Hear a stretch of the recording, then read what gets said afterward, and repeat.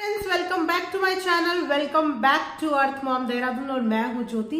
Welcome करती हूं सभी का अपने चैनल में। तो अगर चैनल में न्यू है तो आप सबको पता ही है क्या करना है। जी हाँ, चैनल को सब्सक्राइब करना है और साथ ही साथ नोटिफिकेशन आइकन जरूर हिट कर देना है ताकि मैं जब भी कोई न्यू वीडियो डालूं आपको उसका नोटिफिकेशन मिल जाए। सो दोस्तों, विदाउट फर्दर डिले आइए शुरू करते हैं आज का वीडियो।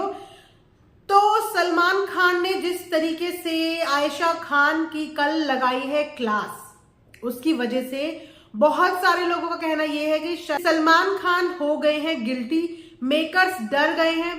क्या इसी तरीके से बार बार कंटेस्टेंट को बैश करने की वजह से कंटेस्टेंट्स के मेंटल और फिजिकल हेल्थ पे पड़ रहा है इस चीज का गलत प्रभाव? तो कल जो भी पूरा सिनेरियो हुआ वो सब चीजें आज वीडियो में हम लोग डिस्कस करेंगे, तो वीडियो में एंड तक जरूर बने रहिएगा। तो जितने भी बिग बॉस फैंस हैं उनको पता ही होगा कि कल था वीकेंड का वार और वीकेंड का वार बहुत ही जबरदस्त रहा। इतना जबरदस्त कि बीच में शूटिंग भी रोकनी पड़ गई क्योंकि माहौल ही कुछ इस तरीके का हो गया था। तो जैसे कि आपने देखा कि आयशा खान जब से घर के अंदर आई है वो तब से बाहर की पर्सनल बातों को लेके मुनव्वर को ऑलरेडी बहुत ज्यादा एक्सपोज कर चुकी हैं।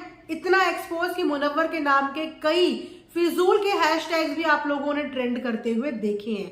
वो इसीलिए बिकॉज ये घर के अंदर गई और बहुत सारी पर्सनल चीजों के बारे में बताया जो उसके बाद पब्लिक को पता चली एंड पब्लिक ने अपने अपने हिसाब से उस पर ट्रेंड्स करने शुरू कर दिए। सो कल इसी से रिलेटेड सबसे पहला क्वेश्चन सलमान खान ने आयशा से पूछा कि तुम ये बताओ कि तुम शो में आई क्या करने हो। उसका सीधा सीधा जवाब उसने ये दिया कि मुझे अपॉलॉजी चाहिए थी, जिसपे सलमान खान ने बोला कि अगर अपॉलॉजी चाहिए थी तो जनवरी तक का वेट कर लेती, कहीं और मांग लेती। शो के अंदर घुस के ही अपॉलॉजी का मोटिव क्या था? उसके बाद सलमान खान ने हर एक कंटेस्टेंट से पूछा कि आप लोग बताइए कि आप लोगों को क्या लगता है कि घर पे आने का आयशा का रीजन क्या है। जहां पे मैक्सिमम लोग यही बोलते हुए नजर आए कि ये अपने लिए आई है, फेम के लिए आई है, नेम के लिए आई है। वहीं पे अंकिता लोखंडे ने थोड़ा सा अपना नजरिया बताया कि मुझे लगता है कि ये अपनी चीजें ठीक करने के लिए ही आई है, जिसपे सलमान खान ने बोला कि अंकिता लोखंडे डिप्लोमेटिक बिहेव मत करो, सीधा सीधा जवाब दो। वहां पे विक्की जैन और अंकिता लोखंडे के बीच में भी थोड़ा सा प्रॉब्लम देखने को मिली बिकॉज उन दोनों के विचार वैसे ही नहीं मिलते हैं और सलमान खान के सामने अंकिता की भी ज्यादा चली नहीं और बाद में अंकिता ने उनकी ही हाँ में हाँ मिलाया कि यस सर ये अपने लिए ही आई है। सो इन सब सिनेरियो के बाद सलमान खान ने लगाई अच्छी खासी क्लास मुनव्वर की भी कि मुनव्वर मुंह बंद करके बैठा क्यों है। कमिटमेंट है तो भैया धड़ल्ले से बोलो कि हाँ मैं कमिटेड हूँ। प्यार करते हो तो धड़ल्ले से बोलो हाँ मैं प्यार करता हूँ। ठीक है, एक रिलेशनशिप थे, 2 थे, 3 थे, 5 थे, तुम्हारे पर्सनल थे, तुम किस बात से मुंह में चुप्पी साधे हुए बैठे हुए हो? जिसपे सलमान खान ने ये तक क्वेश्चन पूछ डाला कि क्या तुम आयशा को प्यार करते हो? तो वहां पे मुनव्वर ने साफ मना कर दिया कि नहीं मैं प्यार नहीं करता। और जब सेम क्वेश्चन आयशा से पूछा गया तो आयशा ने भी इस चीज का सेम मना कर दिया कि नहीं मैं प्यार नहीं करती। तो जब दोनों के बीच में प्यार ही नहीं है तो फिर ये ड्रामा किस बात का हो रहा है? उसके बाद माहौल ऐसा गर्मी गर्मा वाला हो गया कि बहुत जोर जोर से फूट फूट के आयशा खान रोने लगी। उनको ये लगा कि मेरा आने का एक अलग पहलू दिखा दिया गया है क्योंकि वो बोल के ये आई थी कि मैं वहां पे मुनव्वर को एक्सपोज करूंगी, मैं वहां पे ये करूंगी वो करूंगी। घर पे आने के बाद घर वालों ने भी यही बोला, सिर्फ नेम फेम के लिए आई थी और सिर्फ अपने लिए ही आई थी, तो अपने बारे में इतना सब कुछ बर्दाश्त नहीं कर पाई और बहुत फूट फूट के रोने लगी। उनको चुप कराने के लिए अंकिता लोखंडे भी वहां मौजूद थी। उसके बाद सडनली उनकी तबीयत खराब होती है और वो कमरे से बाहर आती है और वहां पे बेहोश होकर गिर जाती हैं। वहां पे मुझे बहुत अच्छा जेस्चर लगा घर के सभी सदस्यों का, क्योंकि ये सिचुएशन देख के घर के सभी सदस्य एकदम फौरन से दौड़े चले आए। अनुराग डोभाल भी भागे भागे आए, सबसे पहले उनको पकड़ा। वहां से मनारा, भले ही मनारा के बारे में भी आगे हम लोग बात करेंगे, मनारा ने सबसे पहले मेडिकल रूम का दरवाजा खटखटाया, दरवाजा खोला, खोल के भागती हुई आई। मतलब सारे परिवार वालों ने, मतलब सारे बिग बॉस हाउस के कंटेस्टेंट ने बहुत अच्छे तरीके से पूरी सिचुएशन को हैंडल किया और उसके बाद मेडिकल रूम में उन्हें भेज दिया गया। जब मेडिकल रूम में वहां पे डॉक्टर भी मौजूद थे, सलमान खान ने बोला भैया लगता है वीकेंड के वार में अगर इतना बड़ा कांड हो गया तो सोचो कि क्या से क्या चीजें हो जाएंगी। ये ना हो कि सारी चीजें कंटेस्टेंट की मेंटल हेल्थ के पूरा बात मेकर्स पे आ जाए। तो सलमान खान को भी घर के अंदर भेजा गया, जहां पे सलमान खान पहले मेडिकल रूम में ही आयशा के साथ थे। उन्होंने आयशा को 2-3 बार आवाज भी मारी लेकिन आयशा ने उनकी आवाज पर भी कोई भी रिस्पॉन्ड नहीं किया। तो एंजाइटी का सबसे बड़ा सिम्टम यही होता है कि जब इंसान को एंजाइटी ट्रिगर होती है तो फिर उसको नहीं पता कि मेरे आजू कौन है बाजू कौन है, कुछ भी सुध नहीं होती है।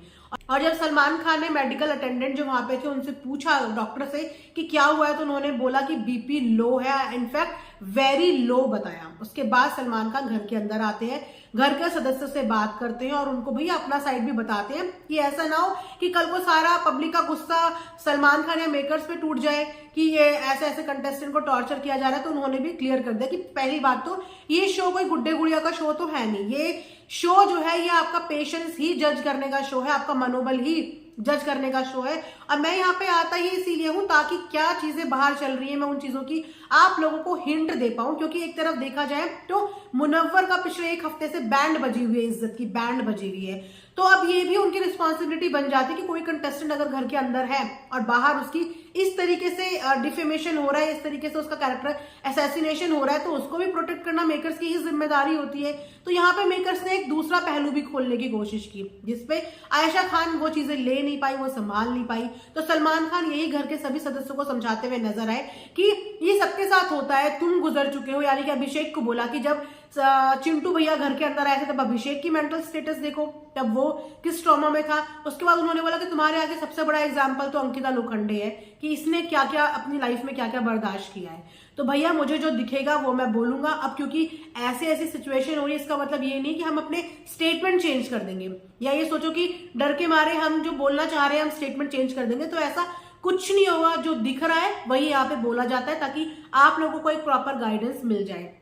तो यहाँ पे सलमान खान क्लियर करते हुए नजर आए। वेल वहां से भी उनको जो है मेडिकल रूम से भी हॉस्पिटल भेज दिया गया आयशा को, और खबर यही है कि वो वापस आ चुकी हैं घर के अंदर। और अब देखते हैं कि आगे क्या क्या सीन होते हैं। तो वहां पे मुनव्वर को भी उन्होंने समझाया कि मुनव्वर चीजों में क्लोजर देना बहुत ज्यादा जरूरी होता है।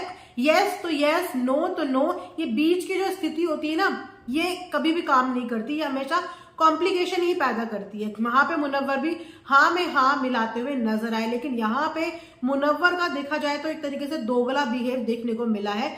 मैं यहाँ पे देखो क्लियर बात करती हूँ, मैं किसी के भी सपोर्ट में यहाँ पे बात नहीं करती, मैं अपनी एनालिसिस बताती हूँ जो मुझे पर्सनली फील हुआ। दोगला बिहेव ऐसे क्योंकि बहुत टाइम से वो इतना क्लोजनेस आयशा के आगे दिखा रहे थे कि जैसे उन्हें सब चीजों का रियलाइजेशन है, अपनी गलतियों का रियलाइजेशन है और वो चीजें बिल्कुल सही करना चाहते हैं। यहाँ तक कि साफ साफ उन्होंने शादी तक की उन्हें हिंट दे दी थी, लेकिन जब सलमान खान ने सामने से उनसे क्वेश्चन पूछा तो उनसे हाँ तक नहीं बोला गया कि हाँ मैं प्यार करता हूं या हाँ मैं आगे कुछ रिलेशनशिप आगे देखना चाहता हूं। वो सीधा मना हो गए। और अधिकतर जो उनका दिल टूटा आयशा का वो इसी स्टेटमेंट पे टूटा कि इतने दिन से ये मुझे इतना इंपॉर्टेंट फील कराने की कोशिश कर रहा है कि हाँ ये चीजें ठीक कर देगा, मैं इसके लिए मैटर करती हूँ। सडनली जब बोलने की बात आई थी तब उन्होंने पैर पीछे कर लिए। मतलब हवाई या फायर खूब बनाई गई, लेकिन जहां पे बोलना चाहिए था वहां पे इस चीज को एक्सेप्ट नहीं किया गया। तो ये भी कहीं ना कहीं रीजन है आयशा का ब्रेकडाउन होने का। वैल्यू दोनों ही बहुत ज्यादा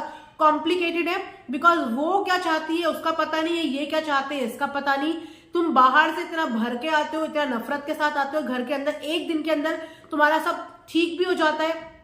तो बहुत ज्यादा झोल है इन दोनों के रिलेशनशिप में। लेकिन वहां पे एक चीज और देखने वाली है कि मनारा क्यों इतना कूद रही है। भाई ठीक है तुम्हारे अच्छे टर्म्स थे किसी टाइम पे मुनव्वर के साथ, ठीक है तुम एक सॉफ्ट कॉर्नर भी रखती हो, लेकिन इतना क्यों कूद रही हो। जहां तक वीकेंड की वार में बात करें तो सलमान खान ने कई बार बहुत कंटेस्टेंट को बीच में बोलने से टोका है, लेकिन मनारा इतनी बेधड़क होके बोलती है कि उसको मैटर ही नहीं करता कि पीछे से सलमान खान बोले चले जा रहे हैं, लेकिन वो यहाँ पे अपनी पूरी बात करती है और उसको कोई रोकता भी नहीं, कोई टोकता भी। जब बात आयशा की हो रही है, जब बात मुनव्वर की हो रही है, सलमान खान की हो रही है, तो वहां पे मनारा का काम क्या है। लेकिन वो वहां पे भी हर कॉन्वर्सेशन में पीछे से पोक रही थी, टोक रही थी। और बड़ी स्ट्रेंज बात है कि सलमान ने एक बार भी नहीं बोला कि भैया मुंह बंद करके चुप हो जाओ, लेट मी टॉक। अक्सर बोलते हैं, बहुत लोगों को बोला है इन्होंने कि तुम ही बात कर लो, मैं बात कर लूं, तुम ही बात कर लो। तो ये चीजें मनारा के लिए क्यों नहीं है। मनारा इतनी भरी पड़ी है तो उसको अलाउ क्यों किया गया है। भैया बाकी दिन तो बोलते ही हो, कम से कम वीकेंड के वार में तो सलमान खान को बोलने दो। जिस कंटेस्टेंट से वो बात कर रहे हैं कम से कम उनसे तो उनको बात करने दो, लेकिन वहां पे भी घुसा। तो ये फेवरेटिज्म का जो चक्का चलता है ना, ये समझ में नहीं आता। तो अब बात करते हैं इविक्शन की। तो इविक्शन का सीधा सीधा फंडा यही है कि रिंकू जी घर से बेघर हो चुकी हैं और साथ ही साथ नील भट्ट भी घर से बेघर हो चुके हैं। जैसे कि मैंने पहले भी बताया था कि इस बार डबल इविक्शन के चांसेस हैं, लेकिन पहले रिंकू जी को दिखाया गया और अब नील की भी जो है इंटरव्यूज वगैरह काफी आ रहे हैं कि यस, ये भी श्योर है कि नील और रिंकू दोनों ही घर से हो चुके हैं बेघर। अब आगे की क्या सिचुएशन होगी वो मैं आपको वीडियोस में अपडेट करती रहूंगी। आप लोग चैनल को सब्सक्राइब कर दीजिए, वीडियो को लाइक कर दीजिए। मिलेंगे नेक्स्ट अपडेट में, तब तक अपना ध्यान रखिए। Thanks for watching earth mom Dehradun.